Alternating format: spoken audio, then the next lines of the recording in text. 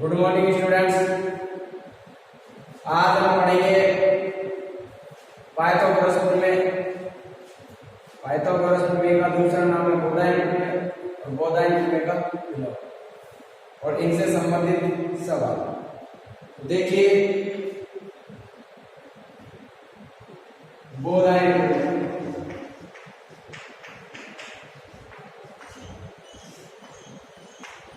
बोधायन प्रमेय है कौन से प्रश्नावली में? प्रश्नावली नंबर है 11.13।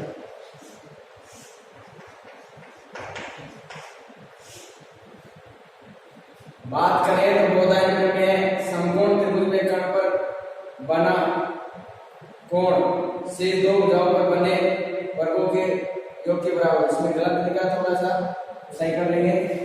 तो कथन ये है समकोण त्रिभुज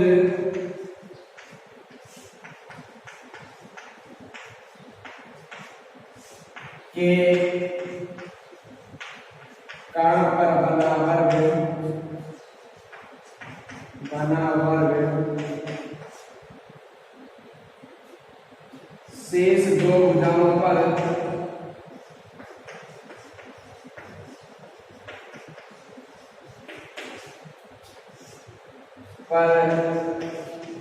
बने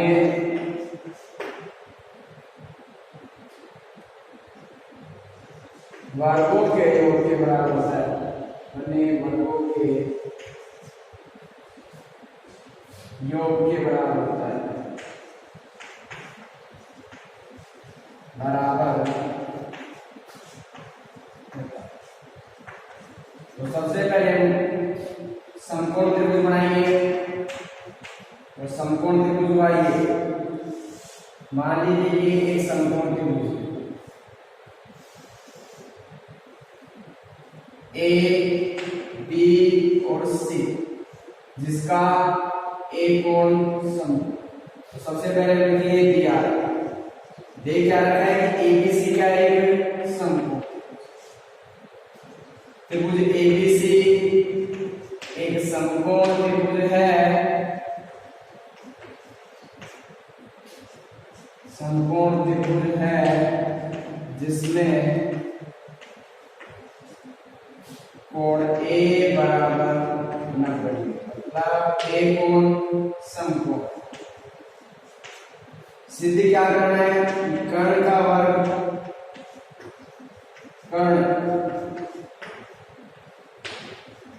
क्या हमारे पास समकोण के सामने वाले भुजा कर्ण हो गया हमारे पास 20।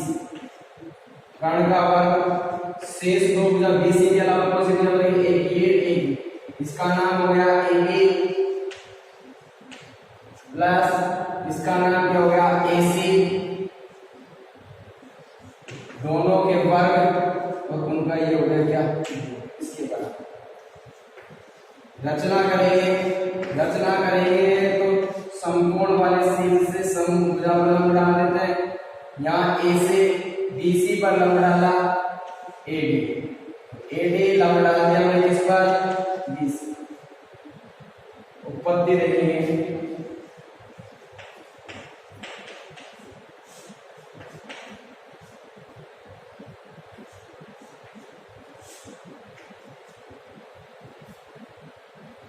उत्पत्ति देखिए।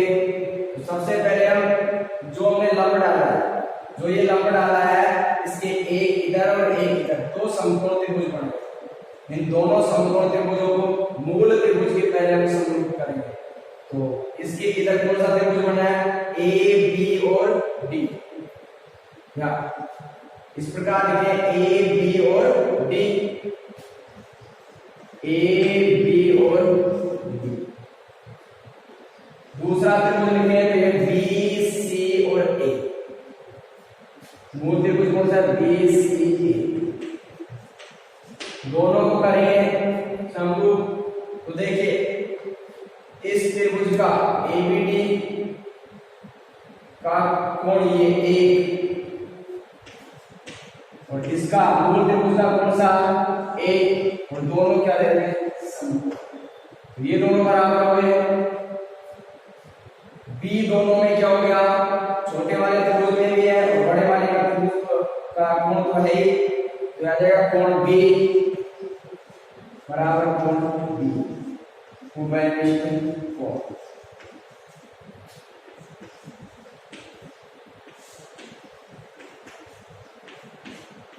उभयनिष्ठ कोण।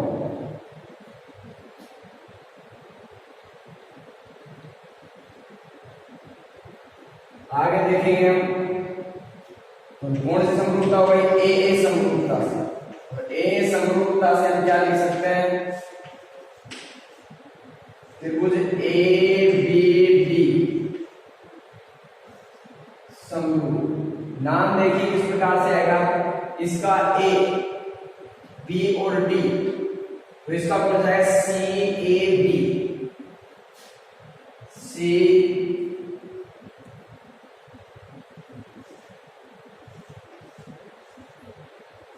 त्रिभुज सी ए बी।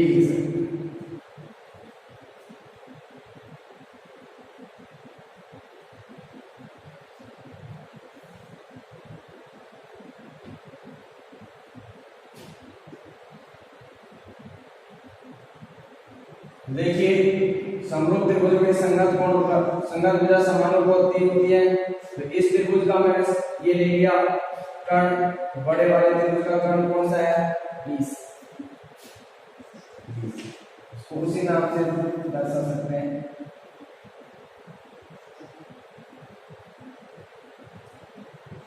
BC बराबर। मान लीजिए हम छोटे वाले त्रिभुज की बीडी भुजा लेते हैं, तो इसकी बड़े वाले त्रिभुज की आ जाएगी, वजन गुणा करेंगे, AB को AB से गुणा करेंगे, BC को BD से गुणा करेंगे, BC को BD से गुणा करेंगे तो BC गुणा BD, और AB को AB से गुणा करेंगे आ जाएगा AB का स्क्वायर, समीकरण नंबर मान लेंगे A। इसी प्रकार इधर का जो त्रिभुज है उसको मूल त्रिभुज के समरूप करेंगे, तो इधर कौन सा है CDA, त्रिभुज CDA या ABC भी लिख सकते हैं, ABC। वह मूल त्रिभुज कौन सा होगा, देखिए CAB,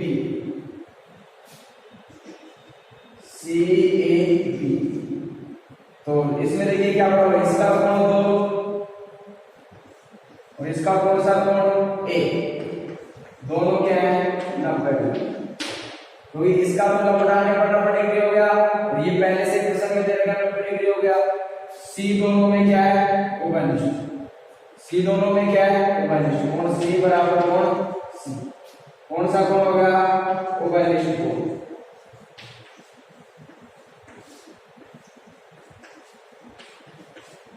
यहाँ भी दो कोण बराबर होगा तो समरूपता हो गई ए, और ए समरूपता से क्या लिख सकते हैं, दोनों समरूप त्रिभुज है, दोनों त्रिभुज समरूप हो गए, ABC समरूप त्रिभुज CAB। समरूप त्रिभुज की संगत भुजा समानुपाती होती है, इसलिए क्या लिख देते हैं या बेहतर से निकालते हैं, देखिए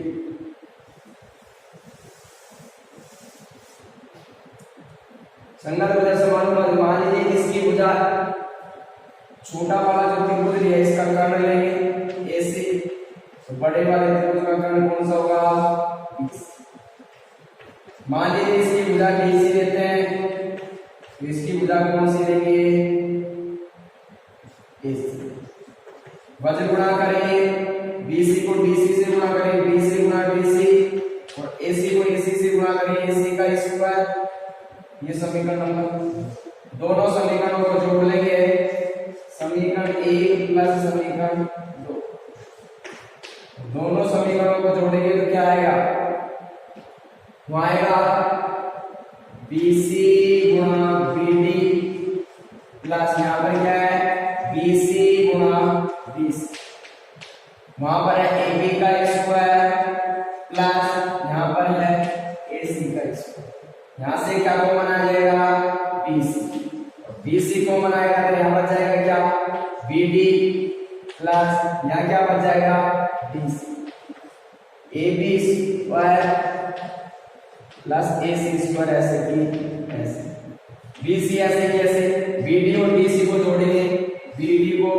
DC में जोड़ा तो पूरी भुजा बन गई क्या, BC, और बराबर क्या है, AB square plus AC square, BC को BC से गुणा करें हो जाएगा BC का स्क्वायर, यहाँ गया AB स्क्वायर प्लस AC। देखिए BC ऐसे कैसे, BD और DC को जोड़ा, BD और DC को जोड़ा, BD और DC को जोड़ेंगे तो पूरी भुजा बन जाएगी BC। ये ऐसे कैसे, BC को BC से गुणा करें, BC का स्क्वायर, ये से कैसे, ये हम इसे देखा एक बार और समझेंगे। पहले हमने छोटा त्रिभुज लिया है और मूल त्रिभुज लिया BCA, BCA लिया तो छोटे वाले त्रिभुज का कोण 1, क्योंकि लंब डाला ना बड़े के होगा, बड़े वाले त्रिभुज का कोण कौन सा 1, ये समकोण है, तो दोनों ना बढ़ेंगे तो इसके बराबर होंगे।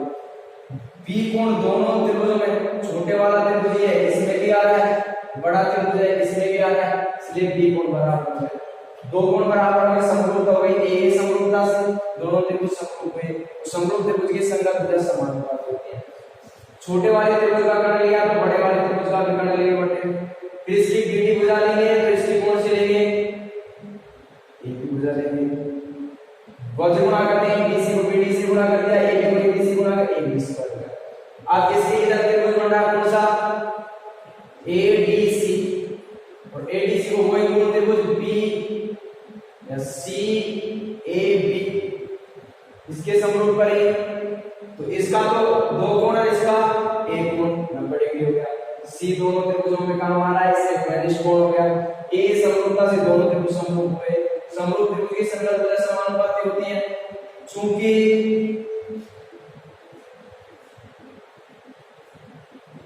इस त्रिभुज का कर्ण ये है AC, तो बड़े वाले त्रिभुज का कर्ण कौन सा हो गया, BC, बटे में आ गया।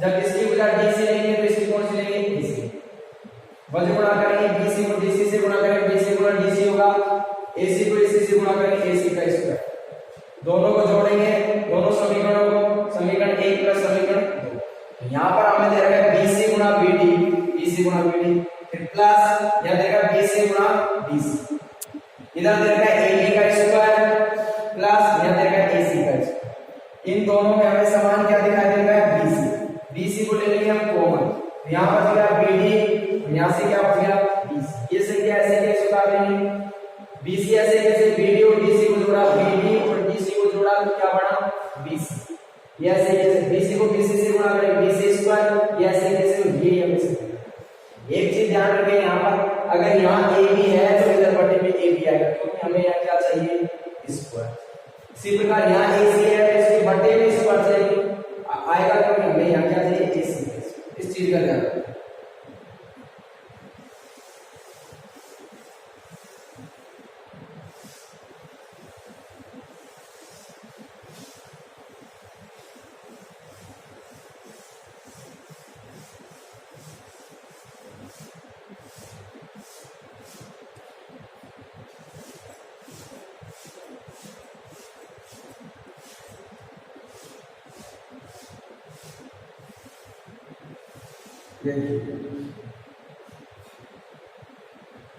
अगले में पाइथागोरस प्रमेय का प्रयोग, बोधायन प्रमेय का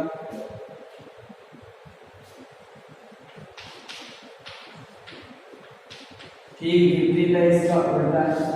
कथन में लिख देता हूँ मैं, कथन हमने दे रखा है क्या, यदि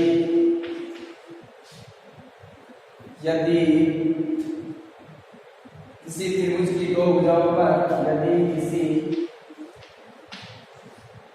त्रिभुज की दो भुजाओं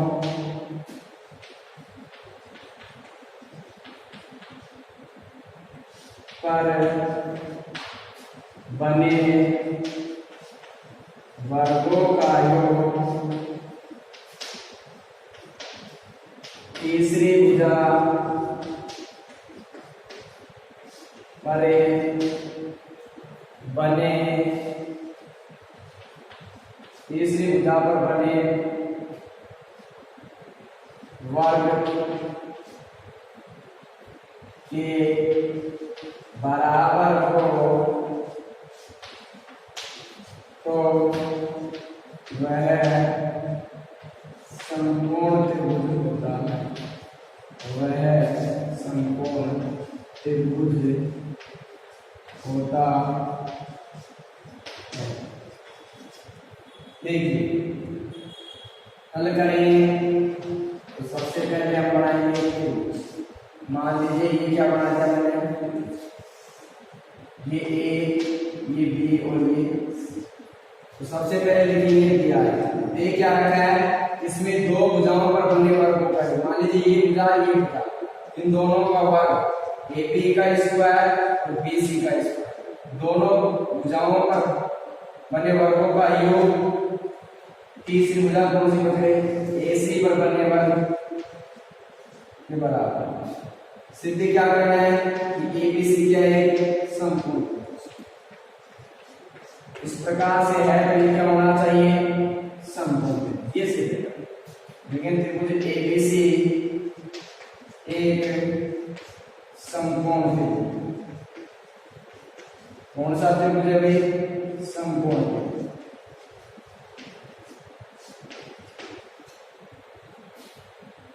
आगे देखिए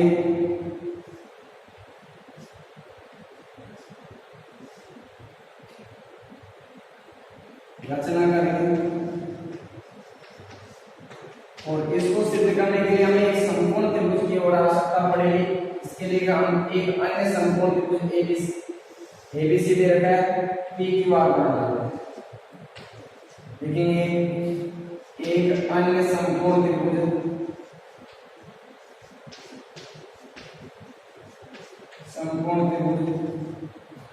पी क्यू आर इस प्रकार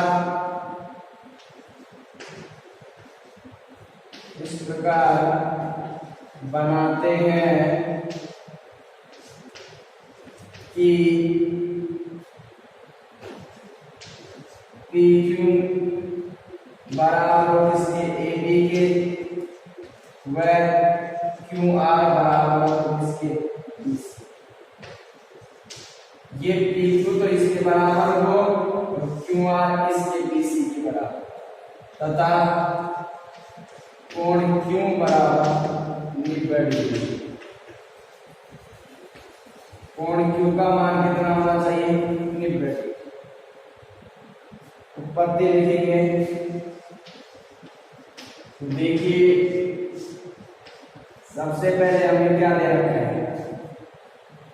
दे रखा है A B square plus B C square बराबर A C square, A B square plus B C square बराबर ए सी स्क्वायर, ये हमें दिया दे रखा है, इसको समीकरण एक हुआ। अब समकोण त्रिभुज हमने जो बनाया उसको लेंगे, समकोण त्रिभुज P Q R, P Q R, तो समकोण त्रिभुज में पाइथागोरस में लगाते हैं, बोधायन में क्या होता है, कर्ण का स्क्वायर शेष दो भुजाओं के वर्गों के योग के बराबर होता है। तो शेष दो भुजा तो कौन सी हो गई, इसकी तो होगी पी क्यू और क्यू आर, शेष दो भुजाओं का वर्ग होता है कर्ण के वर्ग के बराबर होता है, तो कर्ण क्या देगा हमें, पी आर, ये आर का यहां से रखते हैं पी क्यू की जगह यहां से क्या ले सकते हैं, ए बी। पी क्यू का मान यहां से वहां रख दिया क्या, स्क्वायर से स्क्वायर लगा देंगे, चिन्ह अगला हमारे पास है प्लस का, फिर आया क्यू आर, क्यू आर की जगह यहां से क्या लिख सकते हैं हम, बी सी, स्क्वायर से लगा देंगे स्क्वायर, यहां बचा पी आर का स्क्वायर। ये समीकरण नंबर 2। समीकरण 1 व 2 से देखें, 1 व 2 से, 1 व 2 से देखिए, यहाँ ए बी स्क्वायर या बी सी स्क्वायर, यहाँ ए बी स्क्वायर या बी सी स्क्वायर, कहने का मतलब इधर का एलएचएस वाला पक्ष दोनों में समान है, तो आरएचएस वाले पक्ष भी क्या हो जाएंगे, समान। यहाँ ए सी स्क्वायर हो गया, यहाँ पी आर स्क्वायर, स्क्वायर से स्क्वायर कट जाएगा, बच गया AC बराबर PR।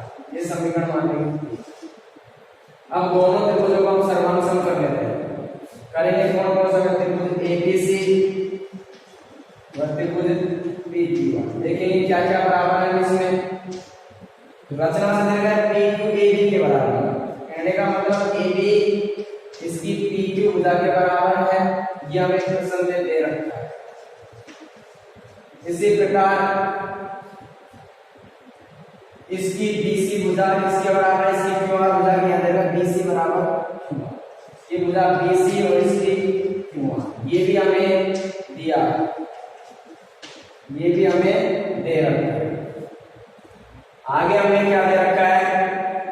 इसकी भुजा AC और इसकी भुजा PR। ये कहां से प्राप्त हुआ? समीकरण 3 से। समीकरण 3 में हमने सिद्ध कर दिया था कि AC किसके बराबर है? PR। जब तीनों भुजाएं बराबर हो गई सर्वांग समता हो गई SA व SSS सर्वांग समता से। तीनों भुजा बराबर हो गई तो SSS सर्वांग समता से दोनों त्रिभुज हो गए क्या? सर्वांग सम। त्रिभुज ABC सर्वांग सम त्रिभुज PQR। और हम जानते हैं सर्वांग सम त्रिभुजों के संगत कोण बराबर होते हैं, इसलिए यहां लिख देते हैं इसका कोण B और इसका कोण सा Q। किससे? CP से। B ऐसे भी ऐसे। Q का मान यहाँ क्या आया था? mid/d। Q के स्थान पर रख दिया mid/d। तो B का मान क्या आ गया? mid/d। जब इस त्रिभुज का ये कोण एक कोण 90 डिग्री आ गया तो क्या होगा? वो क्या होगा? समकोण त्रिभुज। अतः त्रिभुज ABC एक समकोण त्रिभुज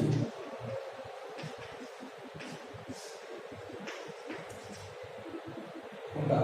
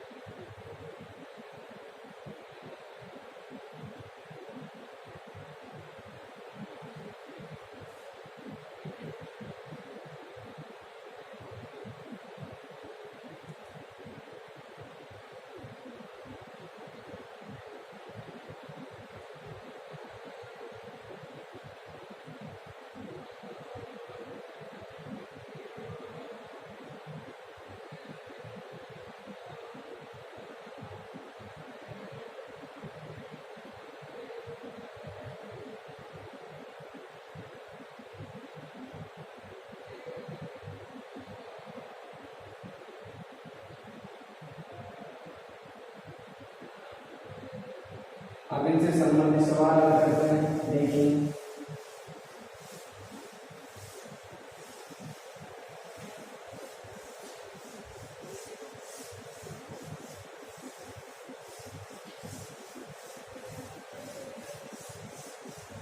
(11.4) में फर्स्ट प्रश्न, निम्न के उत्तर सत्य व असत्य में देना है। अपने उत्तर का कारण भी लिखना है। हमें दे रखा है पहला है पहले का दो समरूप त्रिभुज की संगत भुजाओं का अनुपात 4:1। मान लीजिए दो समरूप त्रिभुज ले हमने, ये ABC और ये हो गया त्रिभुज PQR। और दोनों त्रिभुज हमें दे रखा है ABC समरूप त्रिभुज PQR। दोनों समरूप दे रखे हैं और इनकी संगत भुजाओं का, मान लीजिए इस भुजा और इस भुजा का अनुपात, ये दोनों संगत हो गई तो लिखते हैं AB अनुपात क्या लिख रहा हूं, ए बी अनुपात पी क्यू कितना दे रखा है, 3:4:9 ये दे रखा है। अब देखिए इनकी भुजाओं का अनुपात ये दे रखा है और हमें बताया है कि क्षेत्रफलों का अनुपात 4:9 होता है। हम देखते हैं क्या ये आएगा, हमने तुम्हें पढ़ी अभी दो समकोण त्रिभुजों के क्षेत्रफलों का अनुपात ए बी सी बटे एरिया त्रिभुज पी क्यू आर। दो समकोण त्रिभुजों के क्षेत्रफलों का अनुपात उनकी संगत भुजाओं, संगत भुजा कौन सी, ए बी और पी क्यू, इनके वर्ग और उनके अनुपात के क्या होता है, बराबर होता है। तो हम रख देंगे यहाँ ए बी के स्थान पे क्या आ जाएगा, 4 का स्क्वायर, पी क्यू के स्थान पे क्या आ जाएगा, 9 का स्क्वायर, 4 का स्क्वायर 16, 9 का स्क्वायर 81। अनुपात क्या आ गया, एरिया त्रिभुज ए बी सी अनुपात एरिया त्रिभुज पी क्यू आर, और इनका अनुपात आएगा 16:81। और प्रश्न में हमें क्या देगा, 4:9। तो क्या ये सत्य है, अतः दिया गया कथन यहाँ 4:9 दे रखा है, वास्तविक में आना क्या चाहिए, 16:9, इसलिए ये कथन क्या हो गया, असत्य। अतः दिया गया कथन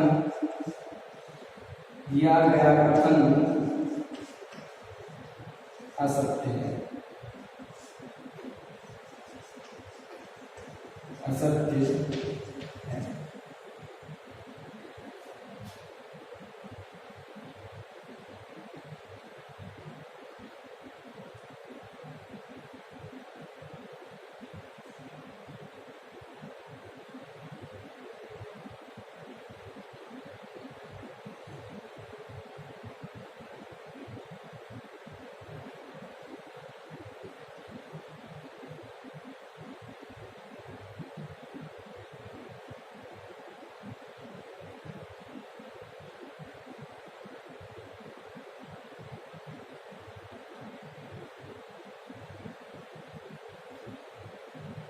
अगला देखेंगे दूसरा, इसका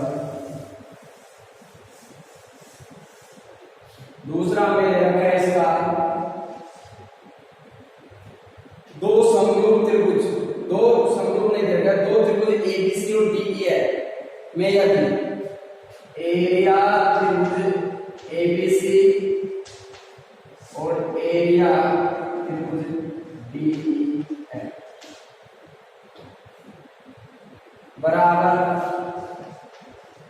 ए बी स्क्वायर बटे डी ई स्क्वायर बराबर 4/9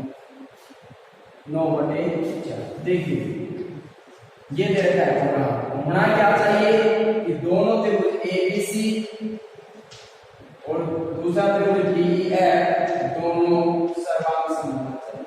देखिए दो समरूप त्रिभुज सर्वांग समबाहु तभी हो सकते हैं जब उनकी भुजाओं का अनुपात क्या है, 1:1। दो समरूप त्रिभुज सर्वांग समबाहु तभी हो सकते हैं जब उनकी भुजाओं का अनुपात क्या हो, 1:1। तो हम निकालेंगे यहाँ से ए बी स्क्वायर बटे डी ई स्क्वायर दे रखा है, दोनों पर से स्क्वायर हटाएंगे या दोनों पर अंडर रूट लगा देंगे, ए बी बटे डी ई, इसका हम निकालेंगे 3 है, इसका 2। तो ए बी और डी ई इन दो त्रिभुजों की भुजाओं का अनुपात क्या आया, 3:1।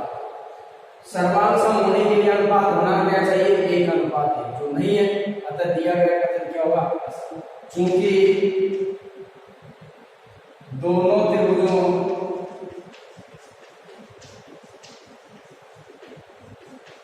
की दी गई भुजाओं का अनुपात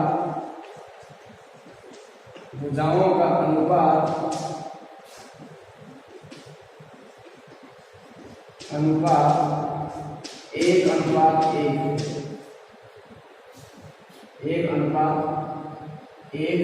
नहीं है, और 1:1 नहीं है, इसलिए त्रिभुज ए बी सी सर्वांग सम त्रिभुज डी ई एफ नहीं होगा। अतः दिया गया कथन क्या होगा? दिया गया कथन असत्य।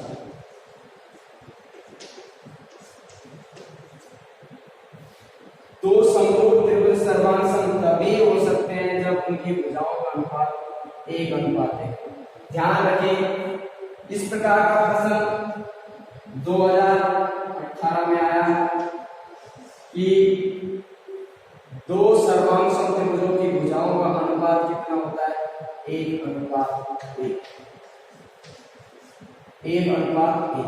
एक नंबर का प्रश्न आया था, दो सर्वांग त्रिभुजों की भुजाओं का अनुपात क्या होता है? 1:1।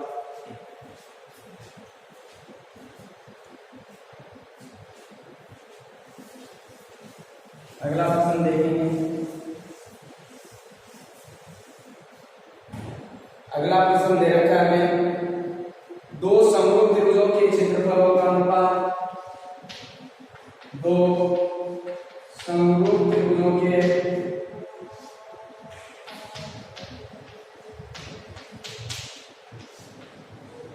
क्षेत्रफलों का अनुपात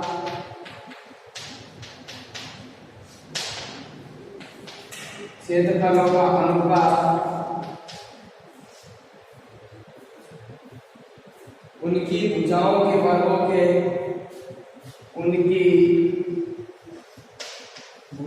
के वर्गों के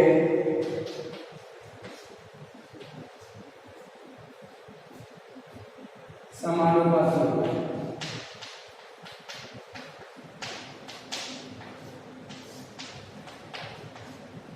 बताना है क्या है सत्य है। तो देखिए, मैंने एक प्रमेय करवाई थी, बोधायन प्रमेय से पहले प्रमेय करवाई, उसमें दो समरूप त्रिभुजों के क्षेत्रफलों का अनुपात उनकी संगत भुजा। तो इसमें क्या नहीं लिखा है? संगत। जब तक भुजाएं संगत नहीं होंगी तब तक त्रिभुजों का क्षेत्रफल क्या नहीं होगा? समान। इसलिए इनमें क्या नहीं रखा है? संगत। भुजा क्या होनी चाहिए? संगत।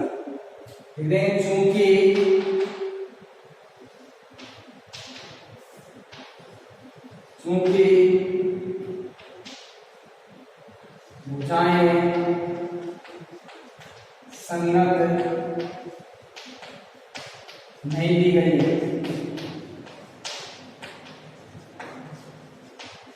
अतः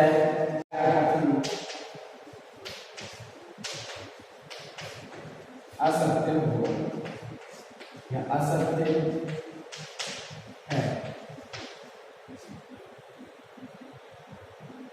इसी प्रकार से चौथा दे रखा है, इसका पहले का त्रिभुज एबीसी और त्रिभुज एएक्सवाई दो समरूप त्रिभुज। देखिए, त्रिभुज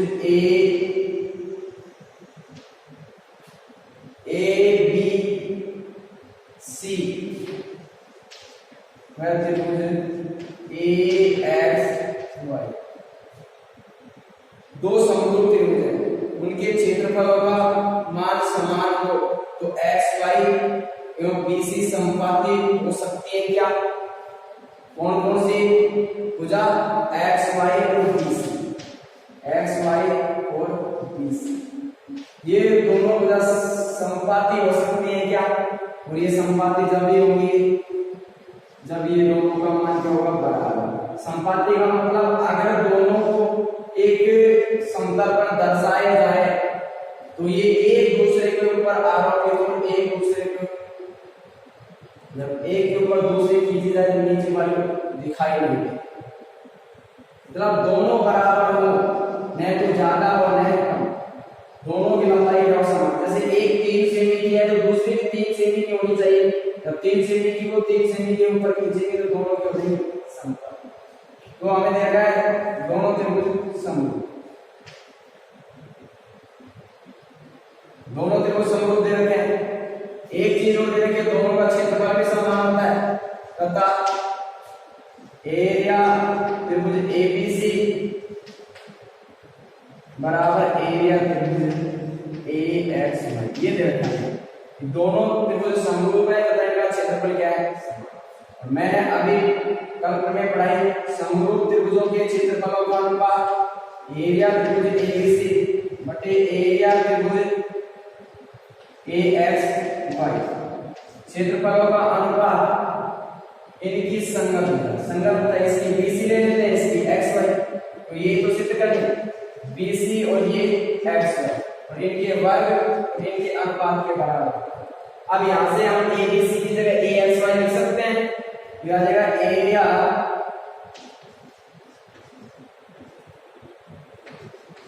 त्रिभुज AXY, ABC की जगह यहां से क्या लिख सकते हैं AXY बटे यहां भी आ जाएगा एरिया त्रिभुज AXY, यहां BC स्क्वायर ऐसे जैसे XY का स्क्वायर भी ऐसे जैसे, ये दोनों समान भाग देने पर क्या आ जाएगा एक बटे में कुछ नहीं होगा एक मान ले बराबर BC स्क्वायर बटे XY का स्क्वायर, वज्र गुणा करें क्या आ जाएगा BC स्क्वायर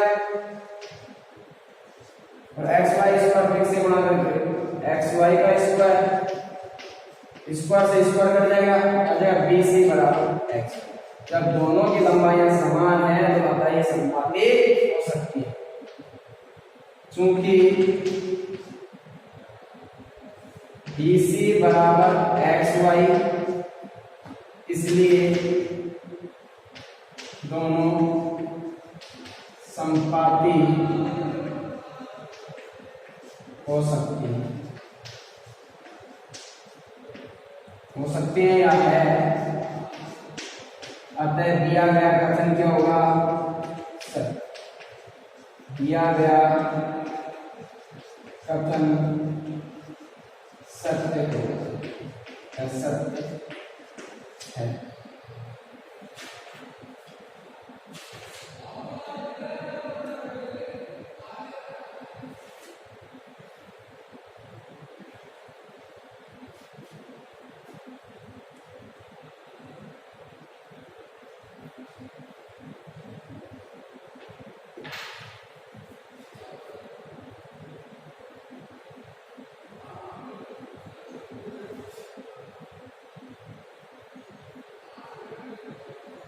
अगला देखते हैं दूसरा प्रश्न। पहले के चारों सवाल हमने की सत्य सत्य बताया, कारण सहित उत्तर दिया कि किस प्रकार से सत्य है और क्यों सत्य नहीं, क्या कमी रह गई सत्य रहने में। देखिए दूसरा सवाल, और दूसरा सवाल हमें ये रखा है त्रिभुज ABC समरूप त्रिभुज DE है और इनका क्षेत्रफल दे रखा है, हमें देखना है एरिया त्रिभुज ABC का क्षेत्रफल दे रखा है 64 का स्क्वायर, फिर देखा है एरिया त्रिभुज DEF और इनका क्षेत्रफल दे रखा है 121 सेंटीमीटर स्क्वायर। आगे दे रखा है EF बराबर 15.4 सेमी, याद करना है क्या BC का। एक चीज दे रखी है हमें त्रिभुज ABC समरूप त्रिभुज DE है और प्रमेय पढ़ी है हमने समरूप त्रिभुजों की संगत के क्षेत्रफलों का अनुपात, समरूप त्रिभुजों के क्षेत्रफलों का अनुपात उनकी संगत भुजाओं के अनुपात के वर्ग के बराबर होता है। तो लिख लेंगे एरिया त्रिभुज ABC बटे एरिया त्रिभुज DEF क्षेत्रफलों का अनुपात उनकी संगत भुजा, मान लीजिए इसकी भुजा कौन सी हो गई BC, इसका स्क्वायर और इसकी भुजा कौन सी हो गई EF, इसकी हो गई BC भुजा, इसकी हो गई EF, इनका वर्ग और इनके अनुपात के वर्ग के बराबर। अब मान बन गई ABC का मान देगा 64, DEF का मान देगा 121 बराबर, BC का मान हमें याद करना है स्क्वायर और EF का मान क्या देगा 15.4 और यहाँ भी दोनों पर से स्क्वायर हटाएंगे, यहाँ अंडर रूट लगा देंगे, यहाँ देगा अंडर रूट 64, यहाँ देगा अंडर रूट 121, यहाँ पर गया BC और यहाँ पर गया 15.4। वर्गमूल निकालेंगे, 64 का वर्गमूल होता है 8, 121 का वर्गमूल होता है 11 बराबर BC बटे 15.4। वज्र गुणा करेंगे 11 को BC से गुणा करेंगे 11 BC, 15.4 को गुणा करेंगे 8 से।